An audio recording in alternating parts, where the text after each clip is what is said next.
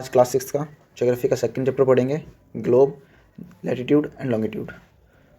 जैसे कि आप इस फिगर को देख सकते हैं, इसमें आप देखेंगे कि एक हमारी अर्थ एक स्टैंड पर लगी हुई है। इस स्टैंड को ही हम इस पूरे फिगर को हम क्या कहते हैं, इस ऑब्जेक्ट को हम कहते हैं ग्लोब। जैसे कि आपने पिछले चैप्टर में पढ़ा है हमने कि प्लेनेट अर्थ वो स्फेयर नहीं है। स्फेयर क्या होता है बेटा? ऐसा। बट हमारा प्लेनेट कैसा है? जियोइड शेप का, कि जो ऊपर से फ्लैट है और साइड से थोड़ा सा बाहर को भरा हुआ है। It is slightly flatten at the north and the south pole and bulge in the middle.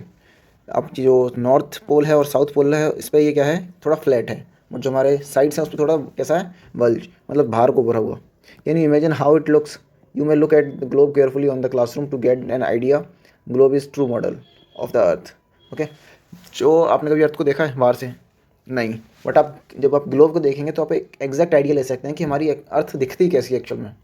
जैसे कि मिनिएचर फॉर्म, जो हमारा ग्लोब होता है हम उसको क्या कहते हैं? मिनिएचर, मतलब एक छोटा फॉर्म है हमारी अर्थ का ही। जो जैसी हमारी अर्थ दिखती है उसको सेम कॉपी करके हमने एक छोटा कहते हैं मॉडल बनाया है, उसको हम क्या कहते हैं? ग्लोब। और ये ऐसा दिखता है, आपके स्कूल में होगा, आप देख सकते हैं इसको। ग्लोब का जो साइज़ है बेटा वो कहीं भी कितना बड़ा भी हो सकता है, छोटा भी हो सकता है, ठीक है। Big one which can not be carried out easily, small pocket globe and globe like balloons.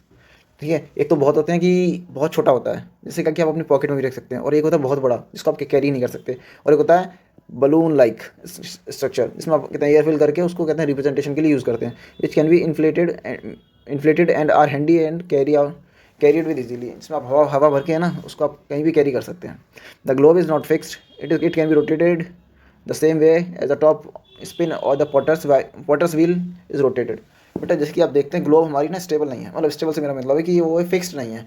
आप ग्लोब जो हमारी होती है उसके अंदर जो हमारी अर्थ होती है हम उसको कहते हैं रोटेट कर सकते हैं, घुमा सकते हैं उसको। कोई भी एरिया हमें देखना हो तो हमें नहीं घूमना पड़ता, हम डायरेक्ट ग्लोब की जो अर्थ को घुमा लेते हैं। Okay, on the globe countries, continent and oceans are shown in their correct size. जो ग्लोब होता है बेटा उस पर हमारी जो कंट्रीज़ हैं, कहते हैं कॉन्टिनेंट्स हैं, ओशियंस हैं, वो एकदम एक्यूरेट दिखाए जाते हैं। Okay, it is difficult to describe the location of a point on a sphere like earth. Now the question arise how to locate a place in it. सबसे बड़ा क्वेश्चन कि हमारी जो अर्थ है इतनी बड़ी है कि आप कितना भी चलते जाइए आप उसको कभी कवर नहीं कर सकते। चलते जाइए चलते जाइए चलते जाइए, आप थक जाएंगे, बट आप उसको कवर नहीं कर सकते। बट जिस कंडीशन में आप उसको कवर नहीं कर सकते तो आप ये कैसे बता सकते हैं कि कोई आदमी कहाँ रहता है? अगर मान लीजिए अगर अमेरिका में बैठा कोई आदमी आपसे पूछता है कि आप कहाँ हो, अपनी लोकेशन बताओ मुझे, तो आप कैसे बताओगे उसको कि दिल्ली में रहता हूँ? दिल्ली में कहाँ? उत्तम नगर, ये एड्रेस है हमारा। बट अगर आप जंगल में रहते हैं तो अब जंगल का एड्रेस कैसे देंगे? तो आप उसको एक पिन पॉइंट लोकेशन देने के लिए हमने क्या बनाया है, कहते हैं longitude and latitudes. We need to certain point of reference and line to find out the location of the place. इसलिए हमें कुछ सर्टेन पॉइंट्स चाहिए और कुछ लाइन्स चाहिए जिसके हेल्प से हम एक सर्टेन पॉइंट तक पहुँच सकें। Okay, you will notice the needle is fixed through the globe in a tilted manner which is called axis। बेटा हमारी जो ग्लोब होती है उसमें एक कितने निडल फिक्स होती है जिसके ऊपर हमारी जो अर्थ है वो रोटेट करती है। उस निडल को हम क्या कहते हैं? एक्सिस। ये थोड़ी सी टेढ़ी होती है बेटा, क्योंकि हमारी अर्थ भी ऐसे ही थोड़ी सी टेढ़ी घूमती है इसलिए। ओके, देखिए, 2 points on the globe through which the needle passes are called poles. अब देखो, इसमें देखिए ये एक पॉइंट दिख रहा होगा आपको, एक ये पॉइंट दिख रहा होगा, ये नॉर्थ पोल है हमारी, ये साउथ पोल है। ओके, और हमारी जो एक्सिस है वो ऐसी ही है। Okay, north pole and south pole. The globe can be moved around the needle from west to east. बेटा आप नॉर्थ साउथ वेस्ट और ईस्ट, वेस्ट और ईस्ट, हमारी ग्लोब है वो किधर घूमती है? इस side. Okay, just as the earth moves, but remember there is a major difference. The real earth has no such needle, it moves around its axis which is an imaginary line। But जो globe है हमारी उसमें तो axis है, but जो हमारी real अर्थ है उसमें ऐसा कोई एक्सिस है नहीं, बट ये एक इमेजिनरी लाइन है जिसे हमने मान लिया है क्योंकि अर्थ इसी पोजीशन पर घूमती है। Okay, it's an imaginary line, not a real needle. Another imaginary line running on the globe divides the earth into like 2 equal parts. बेटा इसके अलावा ग्लोब के अलावा मतलब एक्सिस के अलावा एक लाइन और है जिसको हम इक्वेटर बोलते हैं, जो कि हमारी अर्थ को इस तरीके से डिवाइड करती है।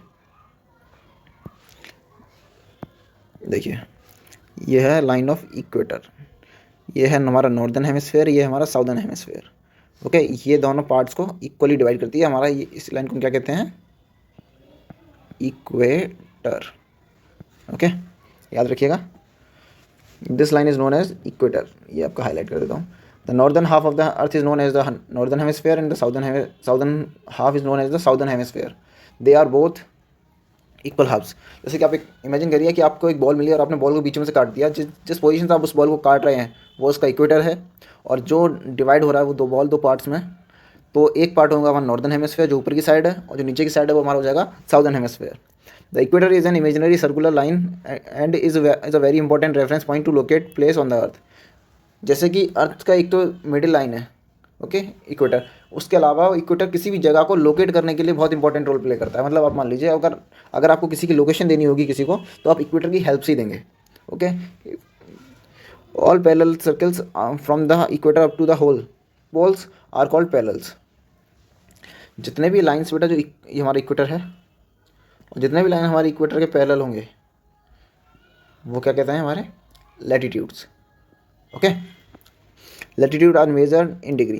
बेटा आप देख सकते हैं ये जो जितने भी लैटिट्यूड्स हैं, आप इसमें ये डिग्री वाला जो फॉर्म है, ये जो नीचे सर्कल लगा होता है, उस ऊपर की साइड सर्कल लगा होता है, इसको हम क्या कहते हैं, डिग्री रिप्रेजेंटेशन। ओके, तो हमारी जितने भी इक्वेटर्स होते हैं, इक्वेटर से या फिर लैटिट्यूड्स, वो सारे किसमें होते हैं, डिग्री। जो हमारा इक्वेटर होता है बेटा, इसकी डिग्री क्या होती है, इसकी डिग्री होती है 0।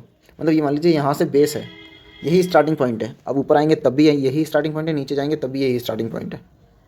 Okay, the equator represents the 0 degree latitude. हमारा इक्वेटर है वो 0 डिग्री लैटिट्यूड रिप्रेजेंट करता है, जैसे कि मैंने बताया आपको। Since the distance from the equator to either of the poles is 1/4 of the circle around the earth, it will measure of 360 degree, that is 90. Thus 90 degree north latitude marks the north pole and the 90 degree south latitude marks the south pole। देखिए हमारा circle होता है बेटा, वो हमें 360 का होता है। ओके, 360 का सर्कल होता है हमारा। और आप देखेंगे कि जैसे ही हमारा सर्कल आप इसमें रुक जाइए, मैं आपको दिखाई देता हूँ। देखिए ये है हमारा सर्कल, ये है हमारी अर्थ। अब मान लीजिए ये है हमारी एक्सिस, और ये है हमारा इक्वेटर। ये जो सेंटर पॉइंट होगा इससे हमारा इक्वेटर का, ये जब ये इससे 10 डिग्री का, यहाँ पे 10 डिग्री का एंगल बनाएगा, और यहाँ पर फिर ये 20 डिग्री का एंगल बनाएगा, 30 डिग्री, 40, 50, 60, इस तरीके से जो डिग्री बनेगी वो हमारी रिप्रेजेंट क्या करती है, कहते हैं लॉन्गिट्यूड की डिग्री। ओके, आगे देखते हैं। As such all parallels north of the equator are called the north latitudes. बेटा जितने भी लैटिट्यूड्स हैं जो कि नॉर्थ में आते हैं इक्वेटर के, उनको क्या कहते हैं, north latitudes. Okay, similarly all parallel such south of the equator are called the south latitudes. जितने भी लैटिट्यूड साउथ में आते हैं इक्वेटर के, उनको क्या कहते हैं हम, south latitudes. The value of the each of the latitude therefore followed by either the word north and south.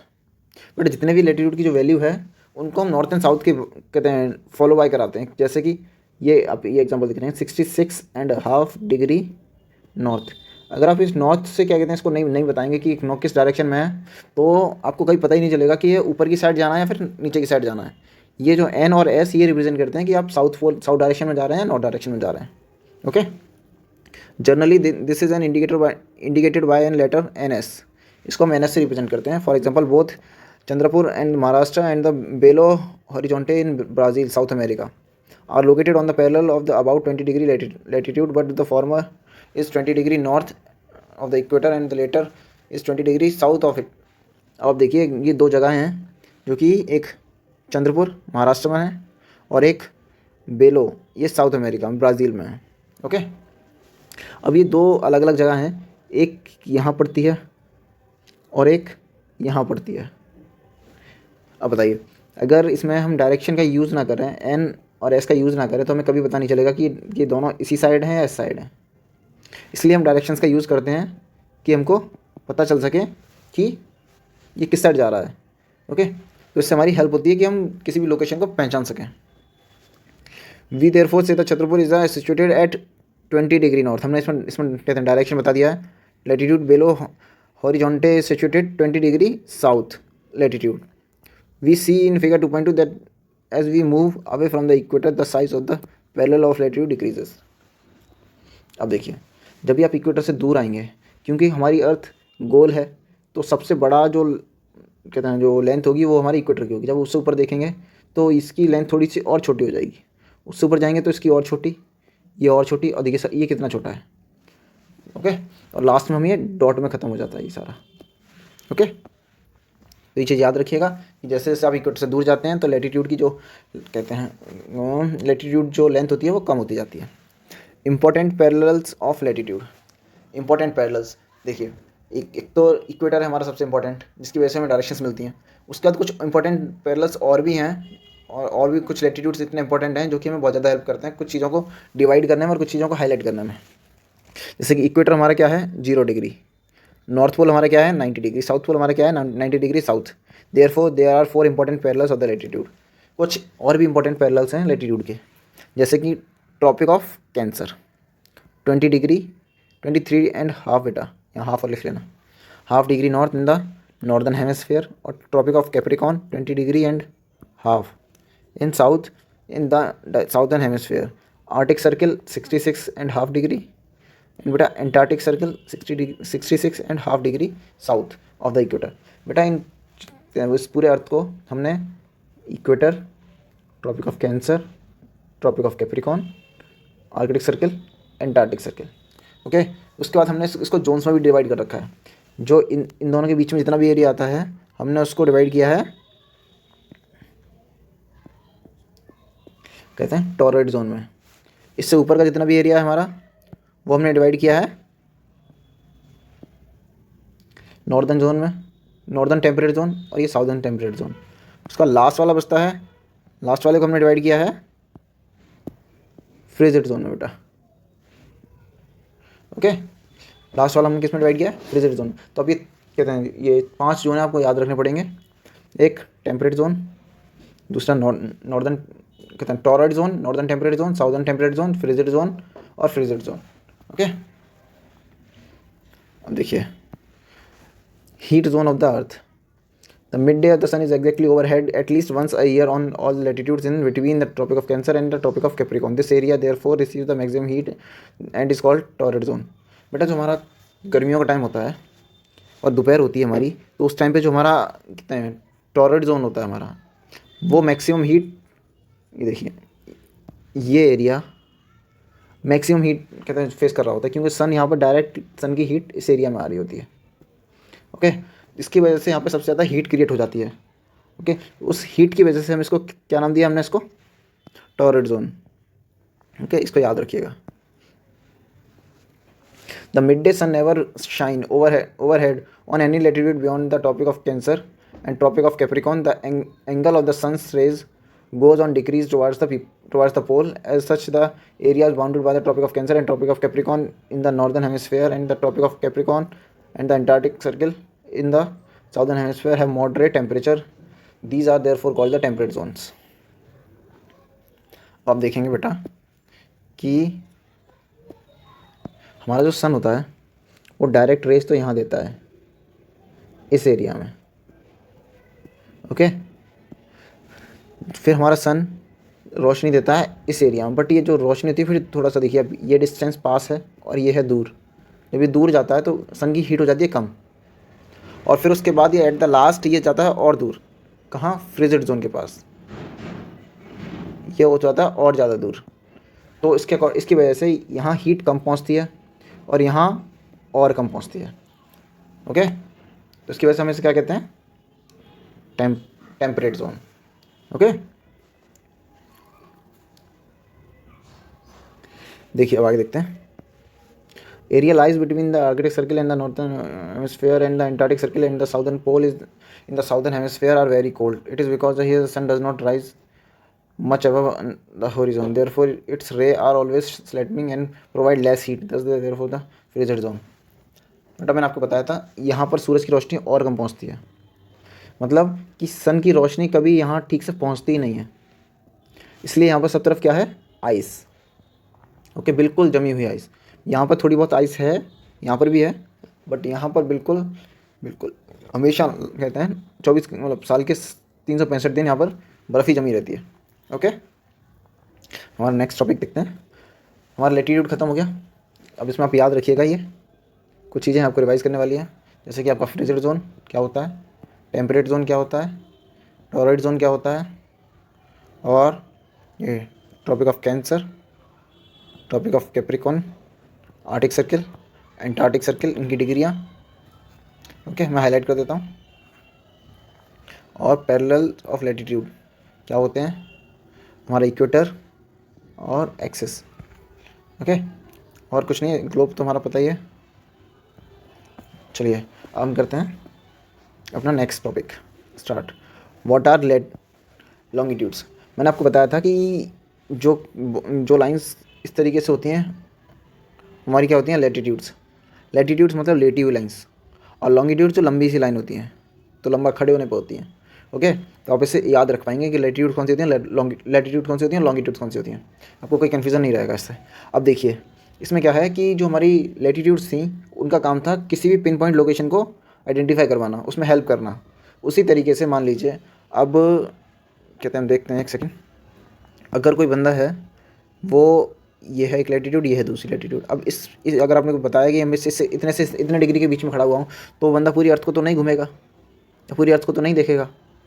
इसलिए कि उसको कम करने के लिए, उसकी कहते हैं वर्क को कम करने के लिए हमने थोड़ा सा और डिवाइड कर दिया। मतलब मान लो अब ये कि अब अगर हम किसी को बताएंगे तो ये ऐसे करके इस एरिया की लोकेशन बता सकते हैं। तो हमारी है कहते हैं पिन पॉइंट लोकेशन बनाने के लिए हमने क्या बनाया है, latitudes and longitudes both. Okay, to fix the position of a place it's necessary to know something more than the latitudes of that place. You can see for example the Tonga island. बेटा इसको याद रखिएगा। Okay, Tonga islands in the Pacific ocean. Okay, और कहते हैं Mauritius island in Indian ocean are situated on the same latitude. अब देखिए ये कह रहा है कि कुछ कहते हैं टोंगा आइलैंड्स एंड मॉरिटियस आइलैंड ये सेम लैटीट्यूड पे प्रेजेंट है बेटा।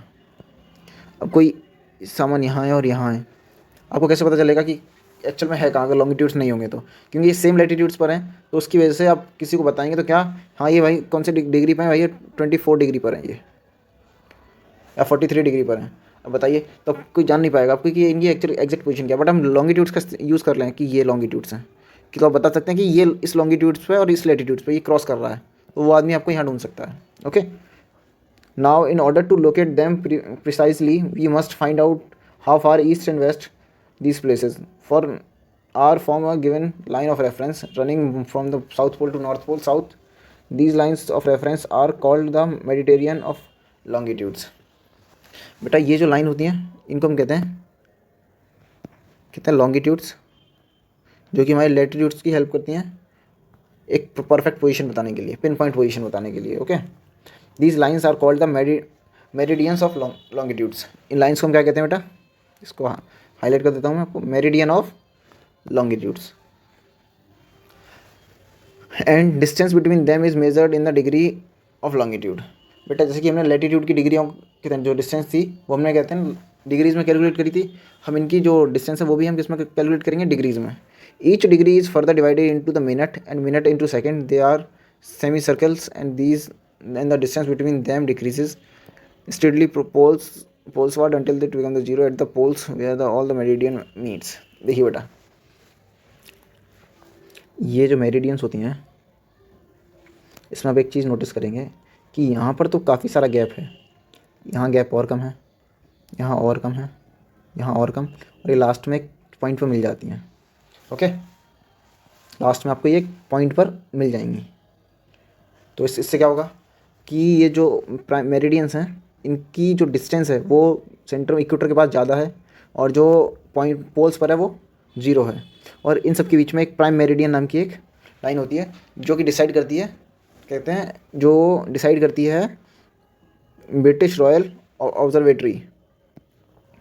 ओके, जो ब्रिटिश रॉयल ऑब्जर्वेटरी है उसने डिसाइड किया है इस लाइन को, prime meridian. Unlike parallel latitude, all meridian are equal length. Thus, it was difficult to number the meridian. Hence, all countries decided the count should be begin from the meridian this passed through Greenwich within. देखिए बेटा, आप एक बात बताइए, अगर एक circle में 10 बच्चे बैठे हैं, आप उनको गिनना शुरू करेंगे तो कैसे स्टार्ट करेंगे? 1 2 3। बट आपको जब 1 करेंगे तो ये आप डिसाइड कैसे करेंगे कि ये 1 कौन होगा? तो आप किसी एक बच्चे से तो 1 स्टार्ट करेंगे ना। उसको स्टार्ट करने के लिए हमने एक लाइन बनाई है यहाँ, ये मेरिडियन, प्राइम मेरिडियन। तो यहाँ की डिग्री हमने क्या डिसाइड करी है? 0। इसके बाद 1 2 3 4 5 6, इधर ऐसे फिर 1 2 3 4 5 6 7 8 9 10, ये लास्ट तक कंप्लीट होती है। ओके, इसलिए वो डिग्री देने के लिए हमने एक प्राइम मेरिडियन बनाया है। इसको आप याद रख सकते हैं, काफ़ी हेल्प करेगा। It values is 0 longitude and from it we count 180 eastward as well as 180 north westwards. The prime meridian and 180 degree meridian divide the earth into two equal halves, the eastern hemisphere and the western hemisphere. Therefore longitudes of a place is followed by letter E for the east and west for the west. It is however interesting to note that 180 degree and 180 degree west meridian are on the same line. देखिए, अब जब अर्थ को एक prime meridian से divide करेंगे तो ये meridian इस साइड भी जा रही होगी, तो यहाँ से यहाँ तक का जो डिस्टेंस है वो कितना है? 180 डिग्री का। ओके, और यहाँ से यहाँ तक ये कितना होगा? 180 डिग्री का। ये ईस्ट है, ये वेस्ट है। हमारी अर्थ ऐसे रिवॉल्व करती है और ये हमारी प्राइम मेरिडियन है जो हमारी डिसाइड करता है कि कहाँ से डिग्री स्टार्ट होगी। However, interesting to note that 180 degree east and 180 degree west meridian are on same line. देखिए, जैसे ये यहाँ 0 है, यही अगले आगे जो लाइन होगी वो 180 डिग्री होगी, वो दोनों ईस्ट और वेस्ट की सेम होगी। नाउ लुक एट द कहते हैं result of the parallels of the latitude and the meridian of longitude on the globe. You can now look at any point of the globe very easily if you know its latitude and longitude. For example, Dhubri in Assam is situated 20 degree north, latitude 90 degree east. Okay, अब जब आप globe use करेंगे तो आप उसमें समझ जाएंगे कि आपको कैसे ग्लोब को देखना है कि कौन सा लैटिट्यूड और कौन सा लॉन्गिट्यूड है। Okay, find out the point where these two lines cut each other, that point will be location of Dhubri. जैसे मान लीजिए ये एक 90 डिग्री है, ये 40 डिग्री है। अगर आपसे कहा किसी ने 40 degree north and 90 degree south, okay 90 degree west, अब देखिए ये हमारी 90 डिग्री है, 90 डिग्री लाइन, और ये हमारी 40 डिग्री की लाइन। तो ये पॉइंट हमारा क्या हो जाएगा? ये वाला जो हम ढूंढ रहे थे। Okay, to understand this clearly draw equidistance vertical and horizontal line on a paper figure. जैसे ये फिगर बना हुआ है, लेवल the vertical rows and the number on horizontal rows with the letter. Draw some small circle randomly on the point where these horizontal and vertical lines intersect each other. Name these small circles as A, B, C, and D and E. Let's vertical represent east longitude and the horizontal line as north latitude. Now you will see the circle A is located and B north latitude and 1 degree east longitude. बेटा आप जैसे एक ऐसा figure बना लीजिए जो एक जो इसमें लाइन है वो लैटिट्यूड को रिप्रेजेंट कर रही है, एक लॉन्गिट्यूड को रिप्रेजेंट कर रही है। ओके, अब आप इसमें कहते हैं आपने ए बी या फिर डिग्री को रिप्रेजेंट कर दिया। ये मान लीजिए 1 डिग्री है, 3 डिग्री 4 डिग्री है, ए डिग्री बी डिग्री। अगर आपसे कहा जाए कि बी डिग्री 3 बी डिग्री को ढूंढिए, 3 बी डिग्री, तो ये सर्कल मिल जाएगा आपको। ओके, ये पॉइंट होगा आपका जो लोकेशन होगी आपकी। देखिए, अब आप इस फिगर को देखेंगे, देखिए ये लाइन याद रखिएगा, इंटरनेशनल डेट कहते हैं डेट लाइन। ये लाइन आपकी डिसाइड करती है कि आज का दिन कहाँ से स्टार्ट होगा, या फिर मतलब डेट क्या डिसाइड होगी। जैसे आज 26 है, सबसे पहले 26 कहाँ होती है? इस साइड। ओके, फिर वो घूमती हुई 26 कहाँ पहुँचती है? यहाँ तक। ओके, अब आप देखेंगे ये जितनी भी हैं ये हमारी क्या है? लॉन्गिट्यूड्स। इसमें लैटिट्यूड शो नहीं करी गई हैं। ओके, अब देखते हैं इसको आगे, लॉन्गिट्यूड एंड टाइम। बेटा टाइम और लॉन्गिट्यूड का क्या रिलेशन है, ये भी चीज़ों पर हमको पता पड़नी पड़ेगी आपको। The best mean of the measuring time is the movement of earth. Time हमारा कैसे कैलकुलेट होता है? जैसे जैसे हमारी अर्थ घूमती है वही हमारा टाइम डिसाइड करती है। The moon and the planets, the sun regularly rise and set every day. जो हमारा सन है वो डेली निकलता है, डेली छुप जाता है, और हमारा जो मून है वो भी डेली निकलता है, डेली छुप जाता है। Naturally it is the best time keeper through out the world. और इसी की वजह से हम जो दुनिया में टाइम कैलकुलेट होता है उसका तरीका यही है कि जो हमारा सन है उसके अकॉर्डिंग हम निकाल लें टाइम को। Okay, locate time can be denoted by a shadow cast by sun which is shortest at moon and the longest at the sunrise and sunset. बेटा कहते हैं टाइम निकालने का एक तरीका हो रहा है कि हम सन की शैडो से टाइम निकाल सकते हैं। उसका तरीका ये है कि एक कहते बहुत बड़ी घड़ी होती है, इसमें कहते हैं पिलर से खड़ा होता है और सन की रेजेस के थ्रू हमारा टाइम एग्जैक्ट बता देता है हमको। When the prime meridian of Greenwich has the sun at the highest point in the sky, देखो जब हमारा सन सबसे ऊपर होता है ना, बिल्कुल कहते हैं दोपहर होता है, तब वो हमारा सन कहाँ पर होता है? ग्रीनविच पे, प्राइम मेरिडियन ऑफ ग्रीनविच, इसके ऊपर हमारा सन होता है। The sun at the highest point in the sky, all the places along this meridian will have the mid day of noon. मतलब जब प्राइम मेरिडियन यहाँ होता है, तो प्राइम मेरिडियन पर हमारा सन होता है, उस टाइम पे क्या कहते हैं जो प्लेसेस यहाँ होती हैं मेरिडियन के पास, वहाँ क्या होता है? मिड डे, वहाँ दोपहर होता है। As the earth rotate from the west to east, these those places east of Greenwich will be ahead of Greenwich time and those to west will be behind it. देखिए, as the earth rotate, जैसे कि हमारी धरती घूमती है from waste से east की तरफ घूमती है। जैसे मान लीजिए ये हमारा अर्थ है, इधर ईस्ट है इधर वेस्ट है, तो हमारी अर्थ ऐसे घूमती है।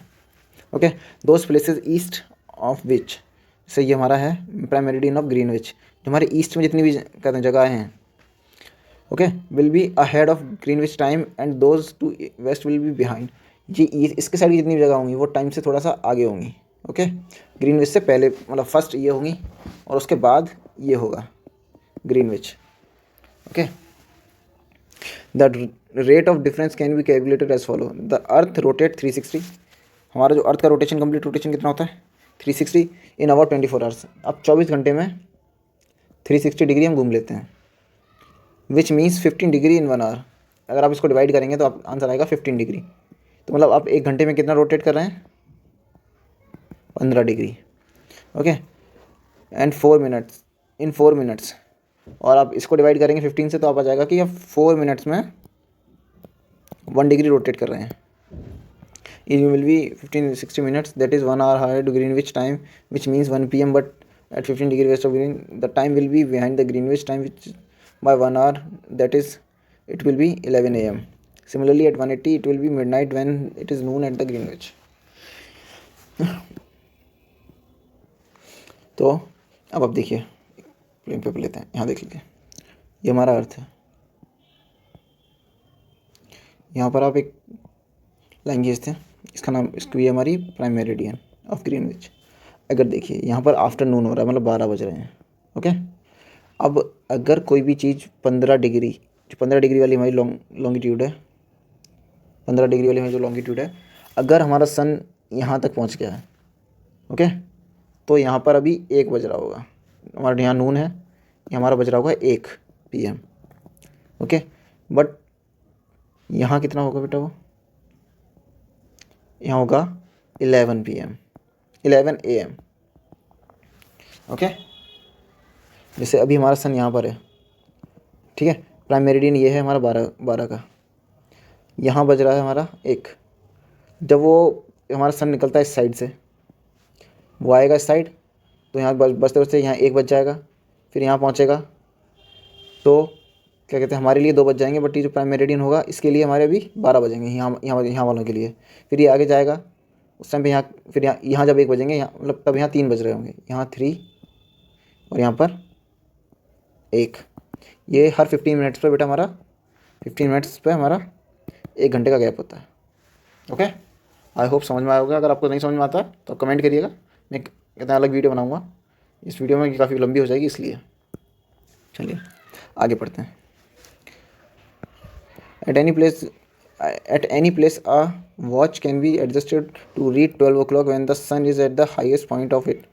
आप किसी भी घड़ी को क्या कहते हैं 12 पर सेट कर सकते हैं जब सन बिल्कुल आपके सबसे ऊपर हो, आसमान में सबसे ऊंचा हो। When it is midday, जब दोपहर हो रहा हो, the time shown by such a watch will give a local time for that place. You can see that all the places on the given meridian of longitude have the same local time.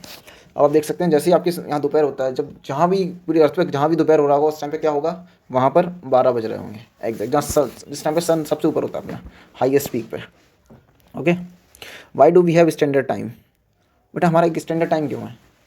अगर हम चाहें तो ऐसा भी हो सकता है, हमारा हम कहते हैं सुबह को 5 बता रहे हैं और कोई शाम को 6 बता रहा है, अब देखते हैं the local time of a place which are on different meridian. बेटा देखो, हर कंट्री के पास अलग अलग मेरिडियन निकल रहे होते हैं, तो वो अपने हिसाब से अलग अलग टाइम डिसाइड कर लेते हैं, bounded of to differ. For example it will be difficult to perhaps कहते हैं prepare a time table for the trains which cross several longitudes. बेटा इससे क्या होगा कि इससे बहुत सारी प्रॉब्लम्स हो जाएंगी। जिस समय ट्रेन्स हैं वो बहुत सारी लॉन्गिट्यूड्स को क्रॉस करके निकलती है। अगर सब लॉन्गिट्यूड्स के अकॉर्डिंग अगर टाइम अलग अलग होगा तो हमारी ट्रेन तो कभी कहते समझ में ही नहीं आएगा कि किसको किस टाइम पे जाना चाहिए। In India for instance there will be a difference of about 1 hour and 15 minutes। जैसे कि हमारे सूरज यहाँ से निकलता है सूरज और यहाँ तक दिखाई देता है, छुपता है, तो यहाँ से सूरज की रोशनी को यहाँ पहुँचने में 1.5 घंटा लग जाता है बेटा, 1 hour 30 minutes। अब बताइए, तो अगर कहते हैं अलग अलग टाइम होगा तो सन कभी समझ ही नहीं पाएगा कि मतलब जो ट्रेन है हमारी वो कभी समझ ही नहीं पाएंगी कि कितने टाइम तक पहुंचना है और कितना टाइम वहाँ होना चाहिए। In the local times of Dwarka in Gujarat and Durgabai in Assam it is therefore necessary to adopt the local time of some central meridian of the country as the standard time for a country. In India, longitude of 82 degree east, it is treated as the standard meridian.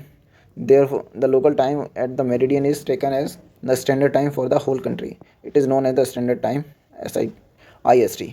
देखिए मैंने आपको बताया, इसकी वजह से हमें एक standard time लेना पड़ा है। ये इसका क्या है 82.5 डिग्री ईस्ट।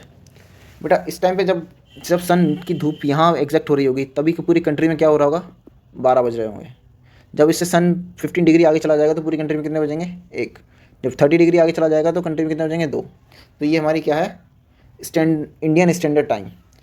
इस मेरिडियन के अकॉर्डिंग पूरे कंट्री का टाइम चलता है। Okay. Kabir lives in small town in near Bhopal. He tells his friend Alok that they will not be able to sleep tonight. A day and night cricket match between India and England had started at 2 PM in London. London में एक time कहते हैं match start हुआ है 2 बजे। But जो यहाँ के कबीर और आलोक हैं जो भोपाल में रहते हैं वो आज सो नहीं पाएंगे पूरे दिन, क्योंकि वहाँ जो दिन में मैच हुआ है, देखिए 2 PM कब होता है, दोपहर के 2 बजे। This means that the match would be begin in at 7:30। इसका मतलब जो मैच है वो लंदन में तो 2 बजे दोपहर में शुरू हुआ था, बट जो इंडिया में कितने बजे आएगा वो 7:30 बजे शाम को in India. Finish will well into the night, but जो मैच का एंड होगा वो रात में होगा, काफ़ी late. Do you know what is the time difference between India and England. अब देखो वहाँ अगर 2 बज रहे हैं, यहाँ 7:30 बज रहे हैं, तो आप इसका टाइम डिफरेंस निकाल सकते हो कि यहाँ 2 है, इसको 7:30 में से माइनस कर दीजिए। अब यहाँ आंसर आ जाएगा आपका 5.5 घंटे का डिफरेंस हमारा। अगर यहाँ 12 बजेंगे तो वहाँ 7:30 बजेंगे, और ये वहाँ 7:30 बजेंगे तो यहाँ 12 बज रहे होंगे। ओके, तो 5.5 घंटे का डिफरेंस है। जब हमारे यहाँ सुबह हो रही होगी तो वहाँ रात होगी, और जहाँ हमारे यहाँ दोपहर होगा तो वहाँ सुबह होगी। India locate east of the कहते हैं ग्रीनविच। जो हमारा इंडिया है वो ग्रीनविच के ईस्ट में पड़ता है। At 32 degree 30 minute east is 5 hours and 30 minutes ahead of GMT, Greenwich Mean Time, Meridian Time. So it will be 7:30 PM in India when it is 2 PM noon in London. Some countries have a great longitudinal extent and so they have adopted more than one standard time. For example, Russia, there are many as 11 standard time. The earth has been divided into the 24 time zones of the hours. Each zone does cover 15 degree of longitude. देखो बेटा कुछ countries है ना बहुत लंबी होती हैं, बहुत ज़्यादा लंबी। जैसे कि ये रशिया बहुत ज़्यादा लंबा है, इसलिए उसमें बहुत सारे स्टैंडर्ड टाइम मेरिडियन है। ओके, उसने कितने 11 टाइम मेरिडियंस को अडॉप्ट कर रखा है। मतलब उसकी ट्रेन अगर यहाँ से यहाँ जाती होगी तो 11 टाइम जोन्स के अकॉर्डिंग चलती होगी। ओके, जब ट्रेन यहाँ से निकली थी तब यहाँ मान लीजिए 5 बज रहे थे, बट यहाँ पर 3 कहते हैं, यहाँ 5 बज रहे थे, यहाँ मान लीजिए 2 बज रहे हैं। और जब ट्रेन यहाँ तक पहुँचेगी तो यहाँ पहुँचेगी 3 घंटे लेट टाइम के अकॉर्डिंग। ओके, चलिए अगर आपको वीडियो समझ में आई हो तो कितना लाइक एंड सब्सक्राइब, और अगर आप इसके और आगे वीडियोस देखना चाहते हैं तो चैनल पर बने रहिएगा। मैं ऐसी सारी वीडियोस लेके आता रहूँगा 6, 7, 8, 9, 10 कहते हैं, और लाइक एंड सब्सक्राइब करिए। Thank you.